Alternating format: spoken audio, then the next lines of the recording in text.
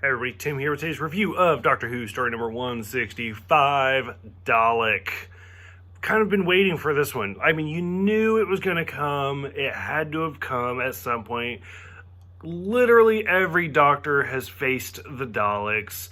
I mean, technically 8 didn't on screen.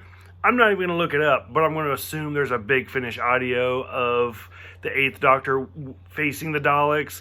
But even then, I don't know, they were on Skaro for part of the movie, so the Daleks are like the main staple of the franchise, which is weird. I mean, they go all the way back to literally the second story of Doctor Who, which actually kind of made me think about it. I never thought about it as I've been watching it, but Eccleston, the current Doctor, is younger than Doctor Who. Like, he's the first actor, I'm pretty sure, that was actually born, after the series started. So, I'm 99% sure. But anyways, so the main point is the story takes place in 2012 Utah. So, again, it's kind of weird to think, oh, this story takes place in the past of 2012. No, the story came out 2005, 2006 or something. So it's weird. Doctor Who is now, the new Who has now been on for so long that their future stories are now past stories. Utah, it is what it is. Been there, done that, moving on. They end up in basically a museum. We see a Cyberman head, which is great. Loved that. And we meet Harry von Statten. Okay, it is kind of what it is. He's a collector.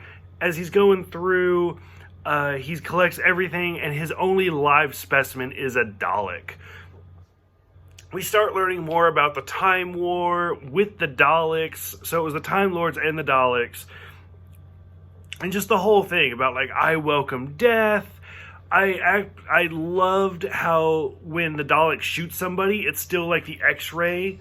But, going back to the original series, it was actually a photo negative. Now it actually does an X-ray. But still, it is kind of a black and white. So I love how they kind of updated it, but they keep that old thing before. Rose, the whole exterminate thing is interesting.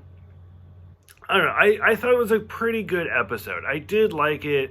It was not quite what I expected it to be, but it was interesting, and I'm kind of glad to finally see something of the old Doctor Who start to make a return. Because so far with New Who, it is more of a reboot. There is no connections to the old stuff.